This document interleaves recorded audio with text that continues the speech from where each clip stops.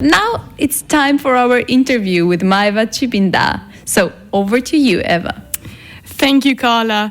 Good evening, everyone. I'm Eva, your co-host this evening. Let's switch languages and continue with an interview in French. Bonsoir Maeva Chibinda, bienvenue dans les studios de la Maison de l'Europe à Nantes. Merci d'être avec nous ce soir. Bonsoir Eva, merci pour votre invitation. Vous êtes artiste, illustratrice, ancienne élève des Beaux-Arts à Bourges et à Bruxelles, mais c'est à Nantes que vous avez créé un jeu de cartes un peu particulier. C'est un jeu afrocentrique que vous avez nommé Afro. Il est sorti en octobre dernier. Mieux représenter les minorités dans le quotidien, c'est l'objet du jour. Maeva Chibinda, en quoi est-ce qu'il est différent des autres jeux de cartes, ce jeu de cartes ? Alors, ce jeu de cartes est un jeu de 54 cartes où on a donc les chiffres, les valets, les dames, les rois et 2 jokers. Donc, c'est un jeu qui est en fait assez simple, presque banal, sauf que j'ai dessiné chaque figure. Donc, les valets, les dames, les rois et les as. Et dans ces figures-là, on retrouve des personnages avec la peau noire. Donc, ils portent aussi des tissus avec des motifs africains. Et les as ont eux aussi toute une ornementation un peu où on retrouve des motifs africains aussi. Comment est-ce qu'elle vous est venue, cette idée ? Alors, l'idée n'est pas de moi. Je suis illustratrice et graphiste. J'ai un oncle qui habite aux États-Unis, qui s'appelle Roger Schilling, et qui m'a appelé un jour et qui m'a demandé de transformer ce jeu-là pour pouvoir le vendre dans une boutique qu'il a à Martha's Vineyard. La boutique s'appelle C'est la vie. Et voilà, donc du coup j'ai designé pour lui ce produit, je lui ai envoyé tous les fichiers, il s'est débrouillé avec. Et par la suite, j'ai un ami qui s'appelle Thomas Barreto, qui a vu ce projet et qui m'a dit « Maeva, je pense qu'il faut vraiment que tu le produises en France, parce que tu as de l'or entre les mains, donc il y a beaucoup de gens ici qui pourraient être intéressés. Et c'est un jeu qu'on n'a pas encore vu. Enfin, en tout cas, nous, on n'était pas assez renseignés à ce moment-là. On pensait qu'il n'existait pas encore en France. Donc voilà, et donc je me suis lancée et il m'a aidé à lancer ce jeu sur Ulule, en crowdfunding. Justement, alors avoir l'idée, c'est une chose. Il faut ensuite la réaliser. Et vous êtes passé par cette campagne participative de crowdfunding pour monter le projet. Comment est-ce que vous avez eu l'idée de passer par là ? Du coup, c'est Thomas Barreto, avec qui j'ai déjà travaillé sur une application mobile qu'il est en train de développer,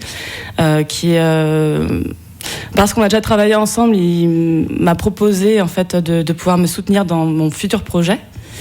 Voilà, et du coup c'est lui qui m'a dit qu'il pensait que ça pouvait être une bonne idée de faire un crowdfunding, et il m'a tout apporté sur un plateau. Il a fait la comparaison des sites de crowdfunding, il a regardé aussi différents imprimeurs en France.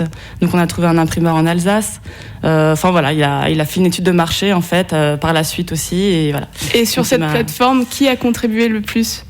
Alors je me souviens plus exactement, je crois qu'il y a eu 130 donateurs, mais je suis plus très sûre.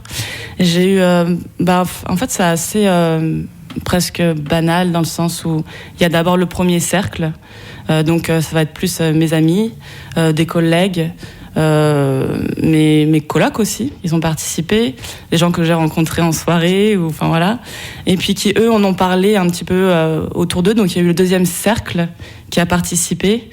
Et ensuite, il y a la presse. J'ai eu un article une semaine avant la fin du crowdfunding dans Presse Océan qui m'a permis de vraiment bien finir le crowdfunding. Voilà, et en fait, ça s'est élargi après au fur et à mesure, et aussi grâce aux réseaux sociaux. Voilà. Et alors, qui achète ce jeu de cartes ? Est-ce que c'est quel genre de personnes ? Alors, du coup, je vois Eva, où est-ce que vous voulez m'emmener ? Donc ce jeu de cartes est acheté et intéresse énormément de personnes très différentes et pour des raisons différentes.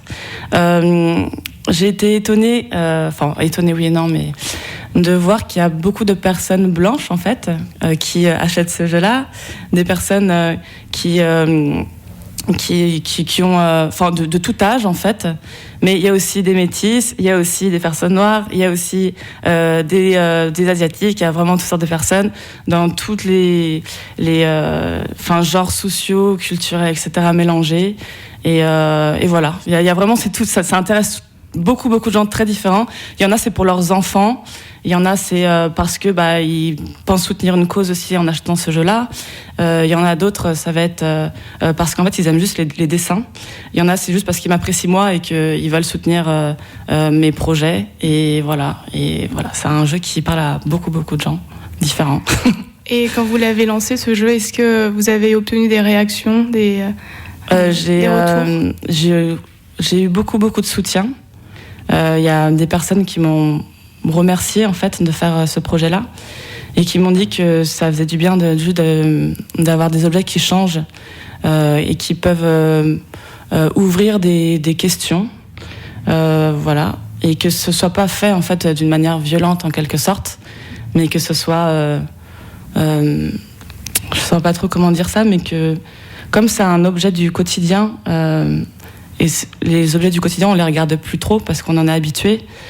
Le fait de transformer un objet de cette manière-là, ça permet de lui redonner une nouvelle vie. Et du coup, notre regard change aussi sur les choses et la manière de l'utiliser change aussi.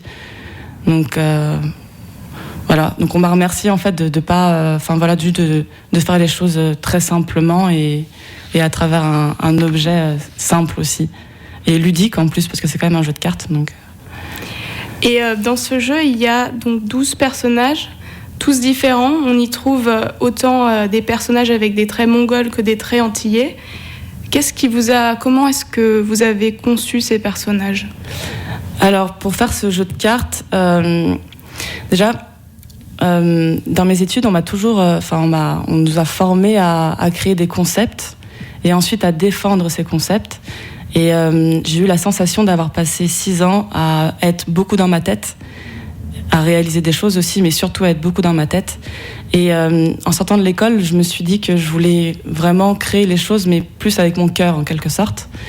Et quand j'ai eu cette commande-là, donc par mon oncle, je me suis dit que le concept, je l'avais déjà et j'avais pas besoin d'y réfléchir, mais que par contre, je pouvais peut-être réfléchir à comment est-ce que moi je voyais les choses.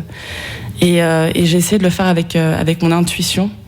Donc j'ai d'abord regardé énormément de portraits sur Internet, de toutes sortes de personnes, vraiment pour voir un peu comment est-ce que les visages sont en fait. Donc voilà. Et puis j'ai regardé beaucoup de motifs, de tissus, des couleurs, des ambiances, des paysages. Et une fois que je me suis sentie assez nourrie, j'ai éteint mon ordinateur et je me suis mise à dessiner. Donc j'avais quand même comme support le jeu Bicycle, donc le jeu de poker américain. Et donc j'ai essayé de reprendre plus ou moins les proportions, les personnages. Il y a un petit encadré bleu aussi dans le jeu Bicycle que j'ai refait. La seule différence, c'est que moi j'ai sorti la tête de mes personnages de l'encadré, alors que dans le jeu Bicycle, les têtes sont légèrement coupées.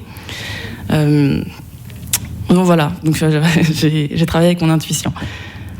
Tu parlais auparavant de l'importance des objets du quotidien. Est-ce que vous pensez qu'un jeu de cartes, tel qu'un jeu de cartes afro, peut être un moyen d'éduquer les gens ? Je pense que dans l'éducation, en fait, il faut énormément d'objets divers. En fait, le monde et la vie est hyper riche et s'il n'y avait que des jeux de cartes comme celui-là, ce serait dommage. Et autant que ce serait dommage s'il n'y avait que des jeux de cartes avec que des personnages blancs ou que des carrés ou que des cartes rouges. Je dis n'importe quoi, mais ce qui est beau, en fait, c'est d'avoir une diversité. Donc c'est pour ça que je pense que c'est important quand on a envie de créer quelque chose de le faire parce que ça rajoute aussi une pièce au puzzle, quoi. On peut y jouer à ce jeu de cartes entre amis, à la plage, dans une cuisine, en attendant que le repas soit prêt. Est-ce que vous pensez exporter ce jeu de cartes dans d'autres pays européens? Par exemple, on pensait à l'Italie, où la culture du jeu de cartes est très forte. C'est quelque chose qui vous fait, auquel vous pensez? C'est une envie? Oui. J'ai déjà eu des commandes. Il y a déjà des jeux en fait qui ont été envoyés donc en Turquie, en Italie.